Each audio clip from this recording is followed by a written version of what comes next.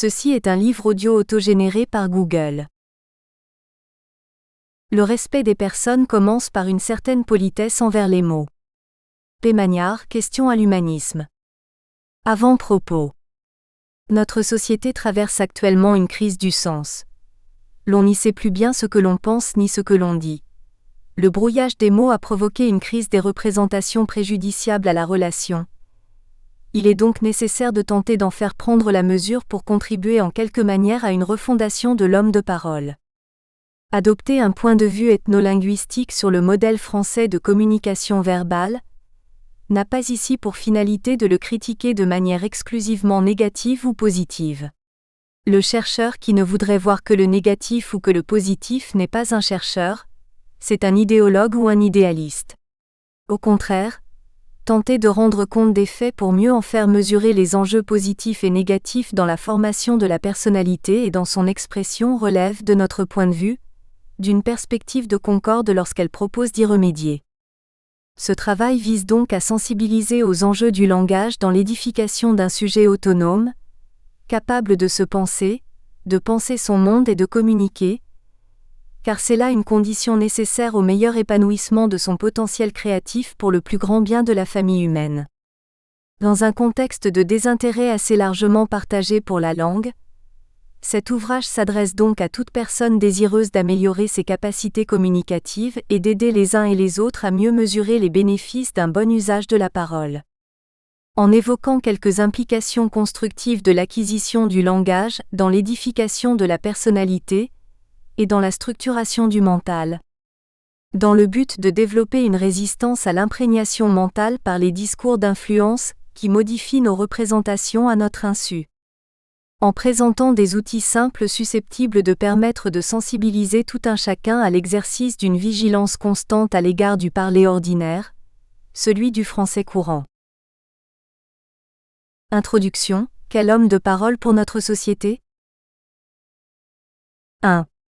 L'homme, un être de relation. Chacun sait que l'homme est un être de lien, c'est-à-dire que son édification et son épanouissement sont directement liés à ses capacités relationnelles. En d'autres termes, il a besoin de se relier à la famille humaine pour faire émerger une personnalité susceptible d'apporter un concours actif à sa communauté. De ce fait, son équilibre est dépendant des capacités communicatives qu'il pourra acquérir et manifester. On s'interrogera ici sur un certain état du modèle relationnel français. On évaluera spécialement quels paramètres construisent du lien verbal, quels paramètres déterminent de la déliaison et quelles en sont les conséquences. Cette analyse ne vise pas à d'éventuelles récriminations ni au pessimisme. Il s'agit d'effectuer une analyse critique de ce modèle en vue de formuler des propositions constructives permettant à chacun, là où il est, d'une part, de mieux mesurer les enjeux de l'acquisition de la langue, d'autre part, de résister à des pratiques langagières abusives, enfin, de concourir chacun à sa mesure, à susciter du lien pour travailler au déploiement de sa personnalité, à celle des autres et à davantage de concorde. 2. Manifestation d'un malaise relationnel. Il est devenu banal de dire que notre société se caractérise de plus en plus par le manque de liens, alors même que les moyens de communication sont pléthores. Nombreux sont ceux qui, en France, vivent un malaise étiqueté sous une forme vague en tant que sentiment de solitude. On prend ici le mot malaise, dans son sens figuré, c'est-à-dire en tant que sentiment pénible et irraisonné dont on ne peut se défendre. Mais une caractéristique de notre temps est de ne guère s'interroger sur ses causes.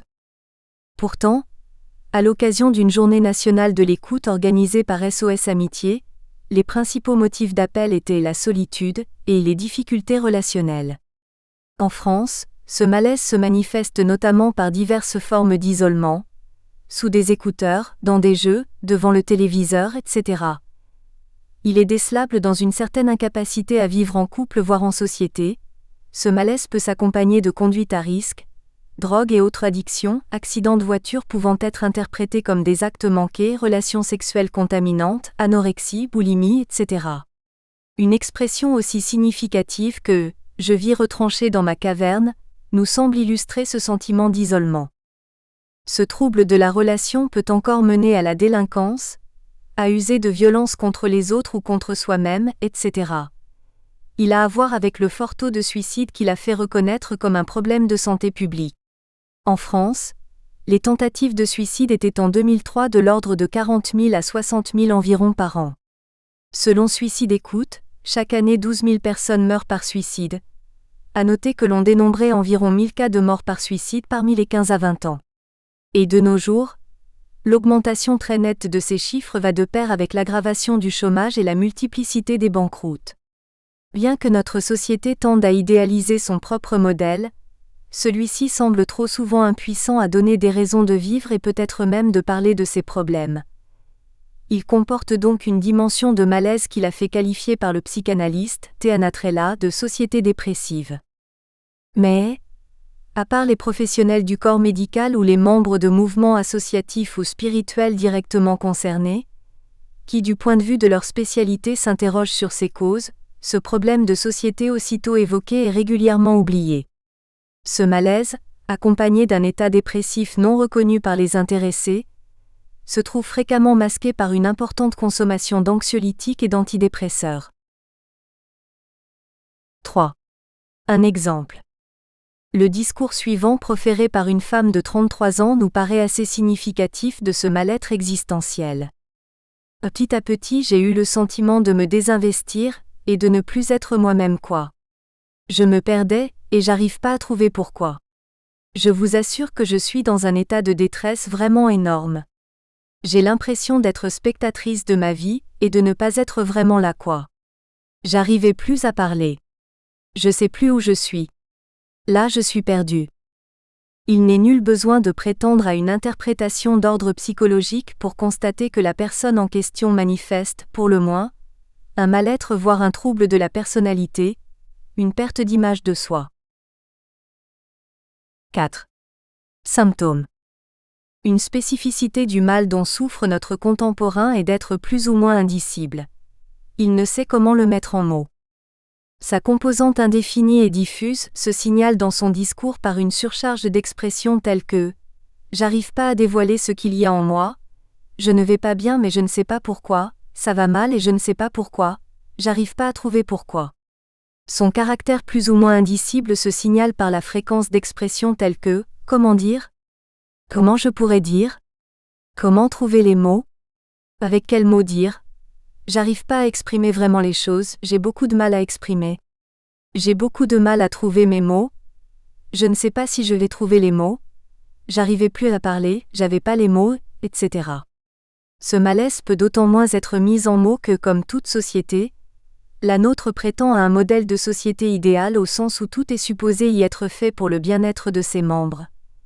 Elle enjoint de ce fait d'être bien dans sa peau, et ce contexte même rend difficile l'aveu d'un tel malaise. Bien que souvent masqué, il peut devenir invasif au point d'occuper la majeure partie de l'espace psychique. Je vous assure que je suis dans un état de détresse vraiment énorme. Ces inhibitions peuvent aussi se manifester par une réelle gêne souvent non dite, parfois par un désarroi face à la nécessité d'écrire une lettre, à la perspective d'une rencontre délicate exigeant d'exposer un point de vue ou encore pour objectiver ce qui est ressenti ainsi que le montrent des expressions telles que « je voudrais vous dire quelque chose mais je n'ai pas les mots ». Ce malaise existentiel peut être si indicible qu'il induise des conséquences sur la vie sociale. Plus l'inhibition du dire se développe, moins il y a d'échanges et moins les gens s'écoutent et se comprennent. Les psychologues et psychiatres le savent qui tentent essentiellement, par leur écoute, de permettre à leurs patients de mettre des mots sur leur vécu. Ainsi les aident-ils à nouer ou renouer un dialogue avec eux-mêmes. 5. Hypothèse. Les sentiments de mal-être, d'isolement et de solitude engendrent souvent une gêne telle que les intéressés tendent à s'isoler du monde. Or, cette déliaison est le plus souvent interprétée comme un repli sur soi, une montée des égoïsmes, l'expression d'un individualisme forcené, d'un chacun pour soi, d'une misanthropie, d'une marginalisation, d'une peur de l'autre, d'un rejet de l'autre, d'une fermeture à l'autre, etc. Mais s'isole-t-on véritablement parce qu'on se trouve mieux hors du monde ? S'isole-t-on parce que l'on n'est pas entendu ? S'isole-t-on parce qu'on n'est pas en état d'entrer en relation avec le monde ? S'isole-t-on parce que l'on éprouve des difficultés à se parler à soi-même ? Bref, la solitude est-elle voulue ou subie ? Il semble légitime de se demander si les interprétations en question ne relèveraient pas plutôt de jugements hâtifs. L'ampleur du malaise devrait donc inciter à se demander comment notre société pense son modèle de relation, et de quelle manière elle prépare ses membres à se rejoindre. Puisque certains symptômes signalent une difficulté à exprimer un ressenti, on est fondé à se demander la part que peuvent avoir les défaillances du parler ordinaire dans une telle crise de l'intériorité.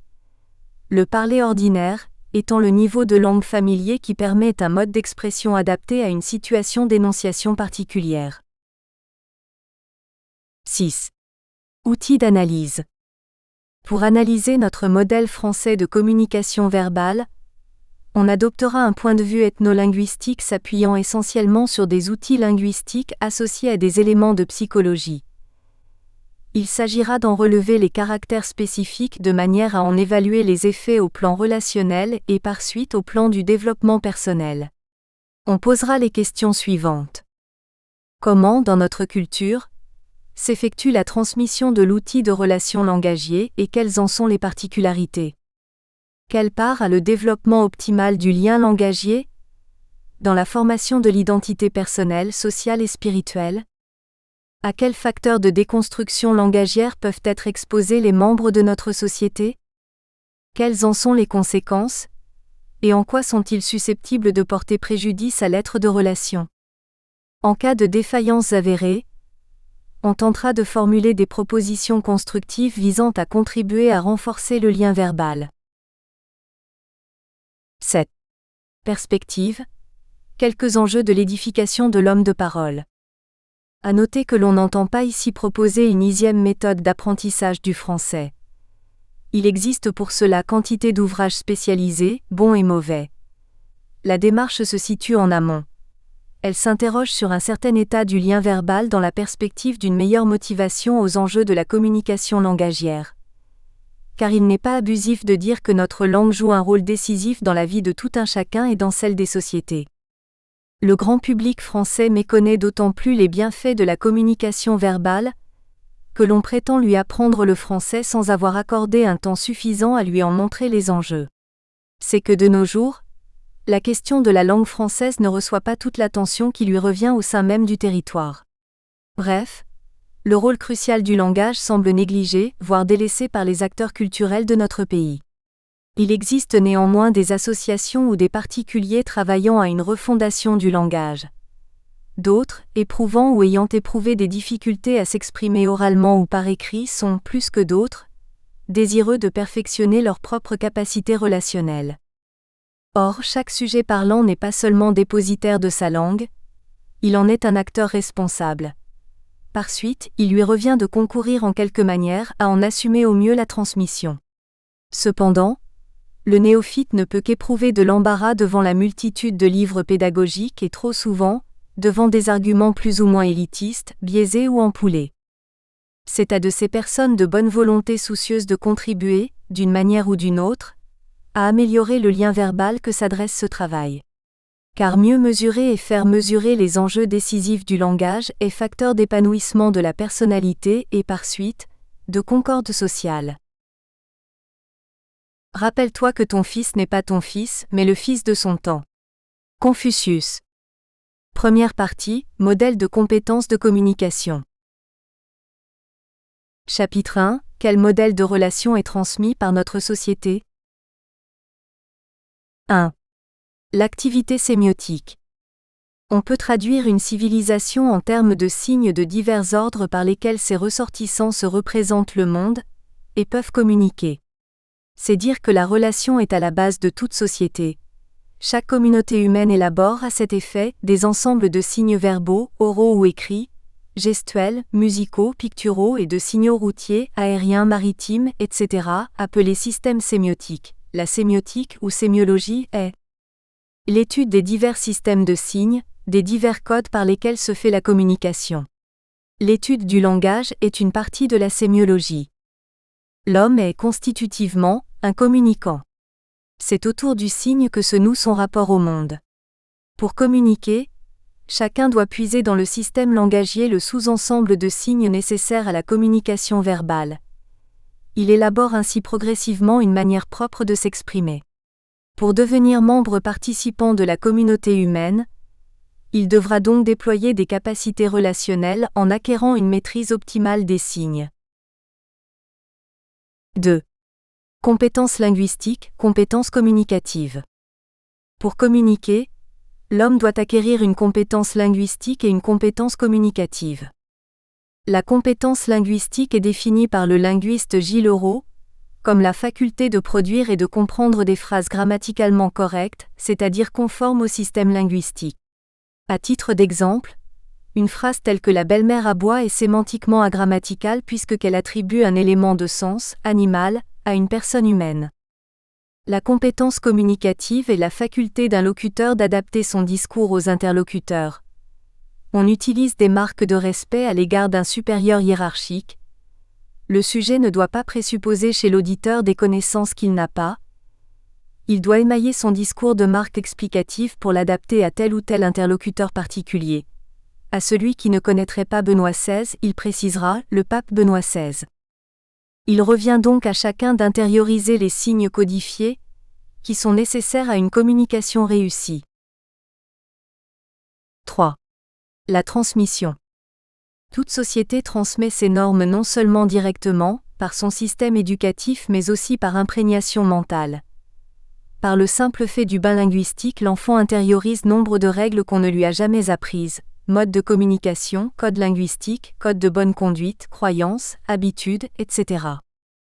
En vue de nous interroger sur les caractéristiques dominantes du modèle de relation verbale transmis par notre société, on évaluera la part quantitative que prennent les principaux types de discours dans la formation langagière de nos contemporains. On en déduira des types de relations induits par un tel modèle. On croit pouvoir schématiser celui-ci selon 3 catégories de discours présentés ici par ordre d'influence croissante. Discours familiaux, discours légitimes et discours médiatiques. Le discours familial.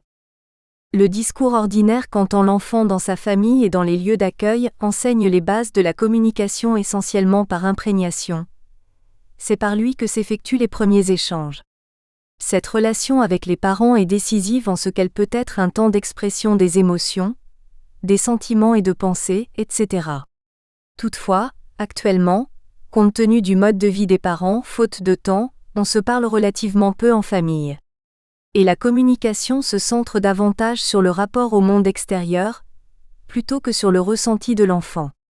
Sauf s'il a des frères et sœurs, l'enfant est souvent placé devant le téléviseur pendant que les parents vaquent à leurs occupations. Dégager un temps de communication est peu accessible à des adultes seuls ou non, trop occupés par leur activité professionnelle, exténués par les transports souvent surmenés. Par conséquent, dans ce contexte, l'oralité est peu développée et par conséquent la capacité relationnelle est relativement peu sollicitée.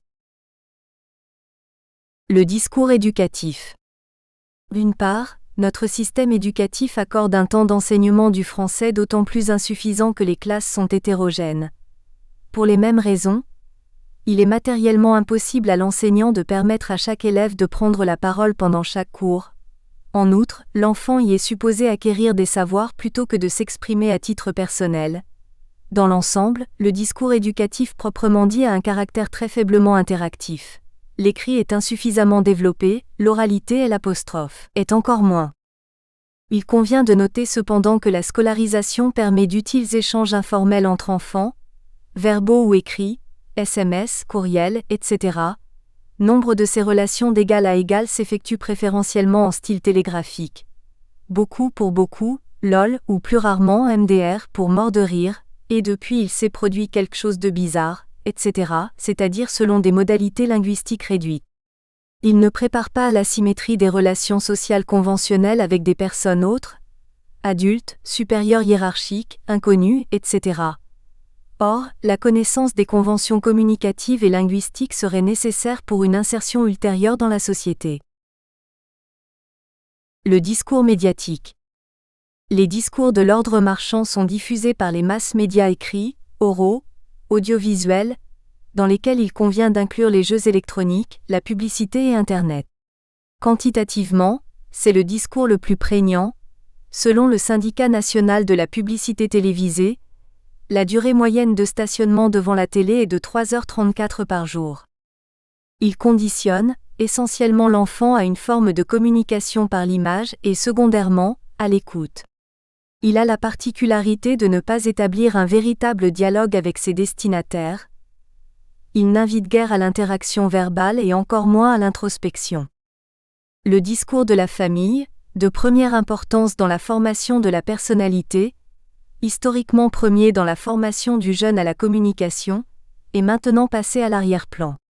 Et il s'avère que, bien avant ceux des parents, les discours des médias ont acquis une position quantitativement dominante. Ils sont devenus, de fait, le premier formateur de l'enfant. Nous aurons à examiner les conséquences de ce contexte particulier. 4. Quel type de relation est induit par notre modèle de société ? Le mode de communication privilégié par notre société est essentiellement constitué de messages audiovisuels qui invitent rarement à la réciprocité ou à l'introspection. Visant à être intériorisés, ils ne sont donc que très faiblement interactifs. Vu la masse des messages auxquels sont soumis nos contemporains, jeunes ou moins jeunes, l'écoute est souvent saturée et devient de ce fait plus ou moins inattentive ou flottante. La relation intersubjective apparaît insuffisamment sollicitée dès le jeune âge aussi bien dans la famille qu'à l'école, ou devant les masses médias. L'ouverture à l'échange non virtuel avec l'autre est négligée. Par conséquent, les uns et les autres sont plus conditionnés à devenir des destinataires, des personnes à qui on parle, plutôt que des locuteurs, des sujets parlants, ou des interlocuteurs avertis tant ils sont conditionnés au non-dit.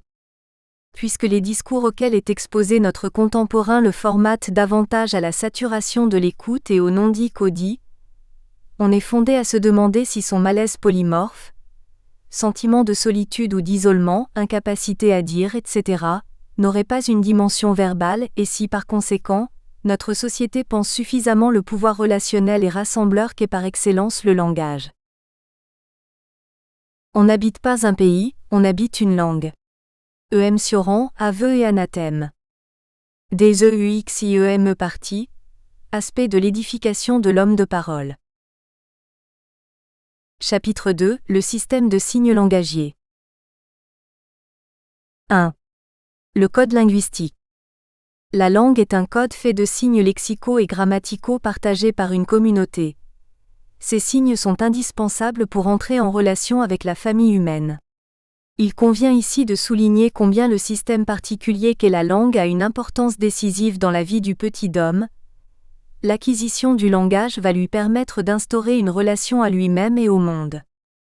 Chez l'homme, le langage est à la fois comme langage extérieur ce qui nous permet de communiquer et comme langage intérieur ce qui assure notre pensée, notre conscience réfléchie humaine. 2. La relation. Dans le but de mieux faire prendre en compte les apports du langage dans l'édification de la personnalité, on s'intéressera ici au processus d'acquisition de la langue en tant que celui-ci développe la relation avec soi-même, avec le monde, avec la transcendance. En bref, on tentera d'apporter des éléments de réponse à la question à première vue triviale, à quoi sert le langage ? Chapitre 3. La relation à soi. 1. Phase de développement du langage intérieur. Avec l'acquisition du langage, se développe la capacité de dialogue intérieur. On tentera donc ici de faire prendre la mesure de l'importance décisive de l'élaboration du langage intérieur. C'est ordinairement en se parlant à lui-même que l'homme prend ses décisions les plus importantes. Elles s'élaborent par délibération avec l'interlocuteur qu'est son idéal. Par ce dialogue avec la voix de sa conscience, il escompte parvenir à des décisions pertinentes parce que prises par une conscience réfléchie, du moins peut-il l'espérer. 2. Incarnation du langage et éveil de la conscience. Qu'est-ce que la conscience ? Ce concept ne se laisse pas facilement définir car il fait l'objet de multiples approches et débats.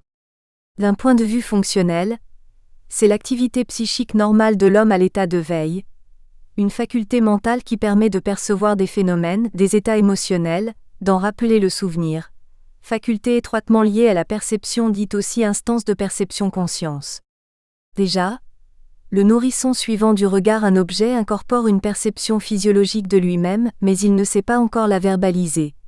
Sa conscience réfléchie va s'élaborer au fur et à mesure des acquis langagiers et lui permettre de s'extraire progressivement de l'inconscient. C'est ainsi que l'on peut comprendre l'affirmation suivante du linguiste, Benveniste.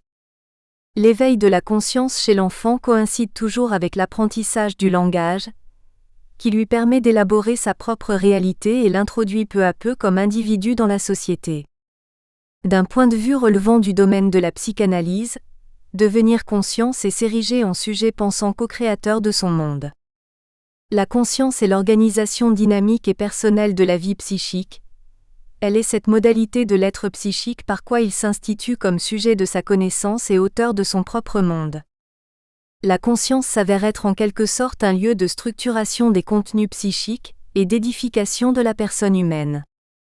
On relèvera ci-après quelques concordances entre certaines phases de la perception de soi-même et émergence du langage. Rappelons préalablement que selon la pédiatre Cédolto, dans le ventre de sa mère, l'enfant est en lien permanent avec celle-ci. Le fœtus guette tout ce qui fait signe. Il est beaucoup plus poreux qu'on le croit au monde extérieur. Cela laisse des traces très profondes. L'enfant in utero se prépare à entrer dans le monde de sa mère. Aussi, de plus en plus souvent les parents parlent à leur enfant à naître. In utero, celui-ci réagit à la voix. On sait mieux maintenant qu'il perçoit pour le moins des ultrasons et que de plus, il intériorise déjà des schémas intonatifs de sa langue maternelle. Il en résulte que les nouveau-nés préfèrent entendre la voix de la mère plutôt qu'une autre, et qu'ils préfèrent entendre leur langue maternelle plutôt qu'une langue étrangère. En ce qui concerne les étapes du développement de ces modalités d'expression, à la naissance, le fœtus passe en quelques instants de l'état de totale symbiose avec sa mère à celui de relative autonomie. Le nouveau-né se manifeste d'abord par des cris. Ces interactions avec l'environnement vont être le moteur de son développement cognitif, c'est-à-dire du processus d'élaboration de la conscience de son monde. Alors va s'observer une période prélinguistique au cours de laquelle le bébé va crier non plus parce qu'il est en état d'inconfort mais pour qu'on le prenne, il va sourire, avoir des larmes, etc. Au deuxième mois commence la période de gazouillis, considérée par certains chercheurs comme simple jeu articulatoire sans signification au cours duquel il s'essaie à reproduire des sons entendus dans son entourage. Vers 3 à 6 mois, apparaît une période de babillage, c'est-à-dire de vocalisation spontanée. Suit une période au cours de laquelle l'enfant comprend que le langage de son entourage a une signification. Il va alors s'exprimer par mots-phrases. Ainsi, Patty peut aussi bien vouloir dire « maman est partie » que « je vais partir ». Vers 20 mois, l'enfant parvient à juxtaposer 2 mots significatifs, puis apparaît la phrase grammaticale. Vers 2 ans, l'enfant prend conscience que toutes choses peuvent être nommées. Il parvient au symbolisme des mots au sens de ce qui représente l'absent. Il dépasse ainsi le stade de la perception immédiate pour accéder à celui de la représentation mentale. L'enfant utilise le nom de dénégation et accède à un langage rudimentaire, une sorte de jargon lui permettant d'exprimer ses premiers jugements. Vers 3 ans, quand l'enfant commence à se désigner en je, il a acquis la pleine conscience de son moi psychique. Il s'est détaché de l'état symbiotique dans lequel il vivait avec sa mère. Il est passé de l'intelligence pratique, ou sensorimotrice liée à la manipulation des objets, à l'intelligence représentative ou discursive, liée à l'imitation et au langage. Il est capable d'imaginer ce qu'il ne perçoit pas directement. L'apparition du je est une étape décisive où se manifeste la possibilité d'un langage intérieur, la capacité du sujet à s'exprimer, à se faire comprendre en manifestant sa pensée personnelle et sa capacité à réfléchir à sa présence au monde. De 3 à 5 à 6 ans se manifeste une période dite du non, du moi, du mien. Il s'agit d'une phase essentiellement négativiste, au cours de laquelle l'enfant affirme sa personnalité par refus d'obéissance, bouderie, jeu de désordre et de destruction. Il a alors conscience de dissocier pensée et sujet pensant.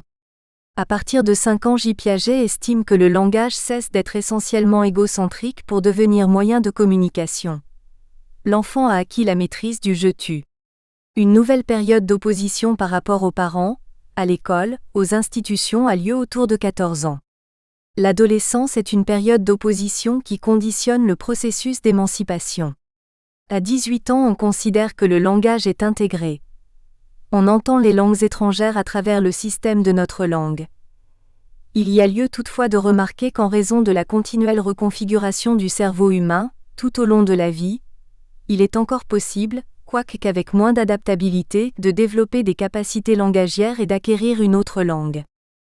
Pour notre propos, on repérera ici certaines phases cruciales. Celle où l'enfant dit non, il se perçoit alors comme un être singulier. Celle où il dit je. Ayant pris conscience de sa conscience, il est capable de se différencier mais son langage est essentiellement de l'ordre du monologue. Celle où il parvient à l'intelligence représentative, qui lui permet de s'abstraire du temps et de l'espace immédiat pour se représenter quelque chose. Celle où il maîtrise le je-tu, et où il est devenu un sujet pensant, conscient de lui-même, capable de langage intérieur et de communication verbale.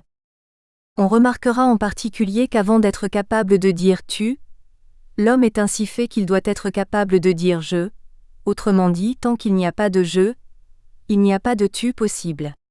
Ce processus d'acquisition du langage est une condition nécessaire d'une part, à l'élaboration du dialogue intérieur, d'autre part, au développement des capacités de dialogue interpersonnel qui permettent l'humanisation de la pensée. Cette humanisation apparaît comme un processus social, une mise en rapport avec autrui, une insertion dans une société. Nous ne pensons et nous ne sommes nous-mêmes que parce que nous avons reçu, enfants, en temps voulu de la société, les moyens de penser et d'affirmer notre moi. 3. La formation d'image mentale. Par l'observation et par le langage, l'enfant développe sa capacité à se représenter soi-même, mais aussi les autres et le monde. La notion que l'enfant aura de lui-même va résulter de son contact avec des personnes et des objets qui vont déterminer la formation d'image mentale, sorte de photographie sensorielle, de traces visuelles, auditives, tactiles, gustatives, etc. Et ces images non verbales vont progressivement conduire à une conscience du corps. L'activité consciente est étroitement liée à la perception. Elle est parfois décrite sous le terme de système perception-conscience, du monde extérieur, mais aussi des phénomènes psychiques. La conscience est à la fois organe sensoriel, pour la perception des qualités psychiques et processus de pensée, restitution des souvenirs, raisonnement, jugement, etc. 4. L'association d'images mentales et de mots. Au fur et à mesure de son contact avec le milieu extérieur, l'enfant mémorise une suite de cartographies sensorielles. En même temps qu'il acquiert certains comportements, gestes ou langage adaptés aux circonstances, s'effectue le conditionnement auditif et vocal de l'enfant. Des mots qui apparaissent comme l'équivalent de quelque chose laissent la trace de motricité provenant de l'appareil auditif et vocal pour prendre la forme d'images verbales. Ainsi progressivement des images mentales sont associées à des images verbales qui vont participer de l'image du corps. L'homme n'accède donc à la réalité que par la médiation d'images mentales structurées en fonction de ses sensations.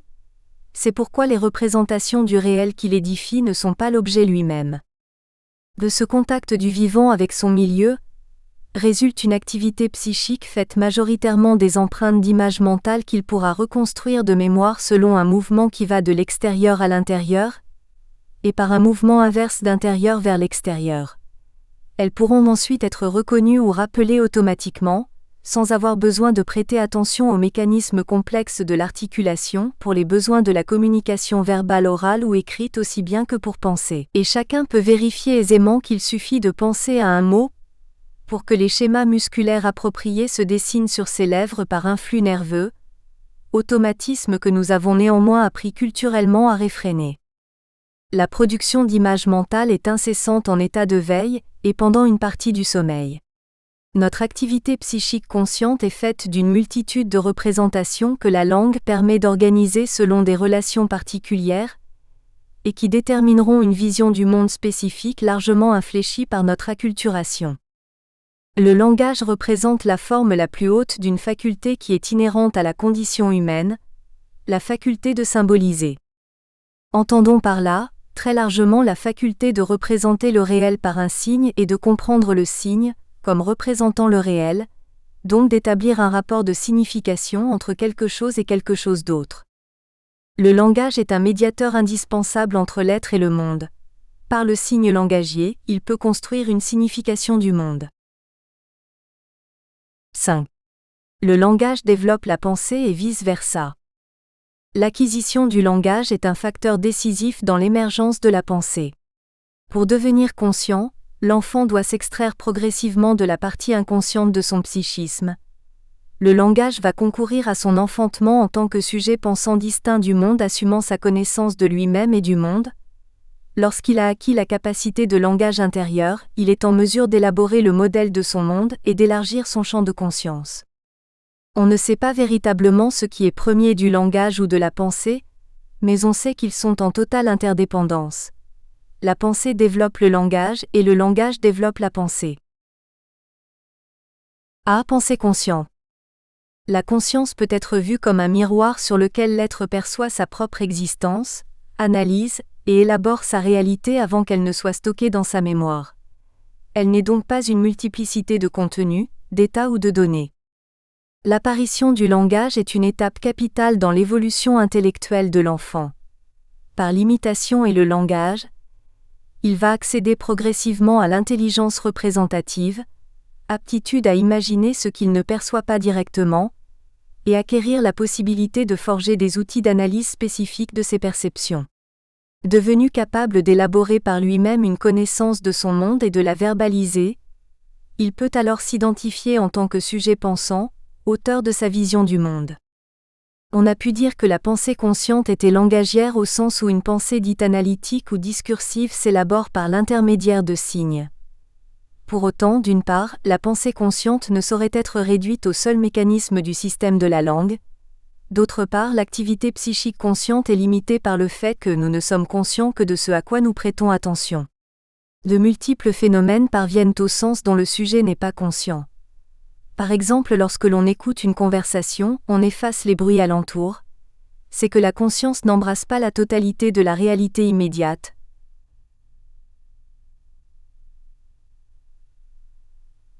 Par suite, nombre de stimuli demeurent informulés. B. Pensée inconsciente. L'activité psychique est faite non seulement de représentations issues de la pensée consciente, mais plus encore d'éléments issus de la pensée inconsciente. Car la majeure partie de l'activité cérébrale et des pensées sont inconscientes. C'est qu'à la naissance, l'être n'est pas une table rase. Il dispose d'un certain potentiel structurant hérité ou vécu. Il est immergé dans un imaginaire préformé commun à l'humanité. Des contenus d'ordre universel s'y retrouvent sous forme de mythes, rêves, ensemble de symboles, sous des apparences différentes, dans des cultures différentes, lesquelles sont des principes organisateurs. Tout au long de la vie, et sans en avoir conscience, sont emmagasinées de multiples perceptions ou informations et ces traces sont synthétisées et intégrées dans la mémoire. On sait en particulier que la pensée du rêve remanie et synthétise le vécu.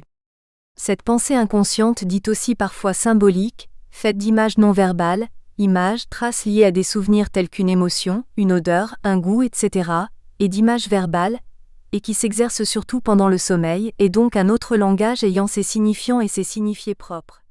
Et celle-ci peut Nous espérons que vous avez apprécié cet aperçu. Pour continuer à écouter ce livre audio sur Google Play Livres, utilisez le lien dans la description de la vidéo.